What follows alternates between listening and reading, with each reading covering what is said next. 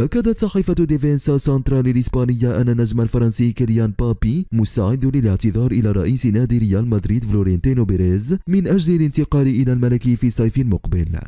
وأوضحت الصحيفة مبابي أصبح يرغب في فعل كل ما في وسعه حتى ينضم إلى صفوف النادي الإسباني، مشيرة إلى أن كيليان يعلم أنه أخطأ في تجديد مع باريس سان جيرمان.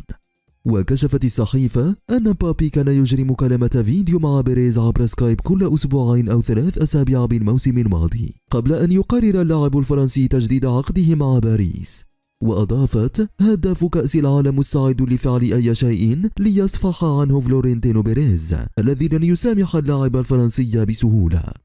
وتابعت: مبابي جاهز للحديث مجددا مع رئيس الريال عبر تطبيق سكايب، وأن يعتذر له ويقدم له كل الضمانات على أنه سينضم إلى الميرينجي، مبينة أن اللاعب الفرنسي يعلن أنه خان الاتفاق في الصيف الماضي بعدما اقترب من الانتقال إلى ريال مدريد قبل أن يعلن ناديه تجديد عقده.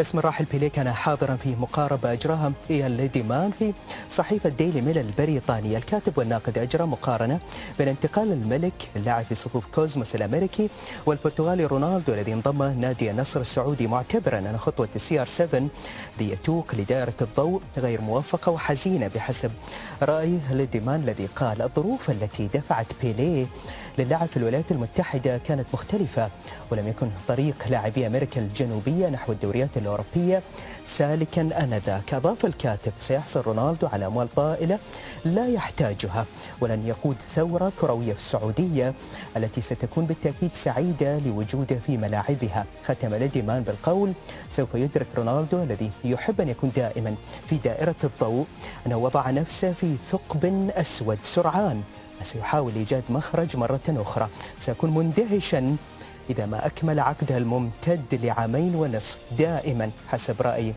إيان ليديمان. نبقى مع ديلي ميل، رأي آخر نتابع ماذا قال جيمي ريدنا في معرض تعليق على تصريحات أنطونيو كونتي بعد الهزيمة التي ارتكبتها الفريق أمام أستون فيلا في الدوري الممتاز أمس، وتأكد فيها أن الهدف المنطقي لتوتنهام هو المركز الخامس. من كان يعتقد أن بإمكانه المنافسة على اللقب مجنون. نجم الكرة الإنجليزية السابق قال: أستطيع أن أرى تصدعات تظهر بين المدرب الإيطالي أنطونيو كونتي ومالك النادي دانيال ليفي، لا استبعد أن يقع الشجار قريبا جدا.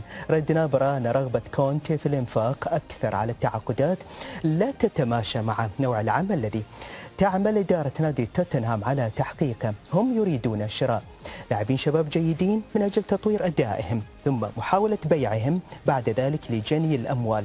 لذلك أعتقد أن كونتي يسعى لإيجاد أسباب الخروج المبكر على حد قول جيمي ريدناب. صحيفة سنسل الضوء على خروج البلوز بنقطة واحدة فقط من مباراة أمام نوتنغهام فورست الذي يحتل مركزا متأخرا في الترتيب العام للدوري الإنجليزي الممتاز، وعنون تشيلسي يهدر مزيدا من النقاط بتعادله مع نوتنغهام. اليومية اللندنية قالت بعد اتخاذ خطوة للأمام في الفوز على بورنموث بهدفين، ها هو تشيلسي يتراجع خطوتين إلى الوراء، في إشارة إلى إضاعته لنقطتين ثمينتين. أضافت الصن: نتيجة سيئة أخرى، تشيلسي الذي لم يعرف طعم الفوز سوى مرة واحدة فقط في آخر 8 مباريات، ليبقى أبناء جراهام بوتر بعيدين عن المراكز المؤهلة لدوري الأبطال. ختم التقرير بالقول: الآن يتعين على تشيلسي أن يكون أفضل بكثير يوم الخميس المقبل عندما يواجه مانشستر سيتي، وإلا ستصبح الأمور صعبة جدا على بوتر.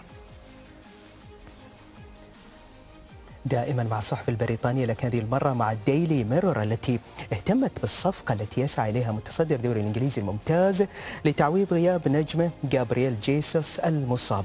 الميرور أكدت أن أرسنال أصبح على بعد خطوة من ضم ميخايلو مودريك، وذكرت أن جناح شختار دونيتسك الأوكراني وافق على شروط انتقاله الشخصية من المرجح أن يحط في شمال لندن في يناير الحالي. تضيف الميرور أن المفاوضات بين ناديي أرسنال وشختار ما زالت مستمرة، إذ يتطلع النادي الأوكراني إلى أكثر من 55 مليون جنيه استرليني، والمبلغ الذي قدم الجانرز في عرضه الأول مقابل تخلي شختار عن نجمه الموهوب مودريك.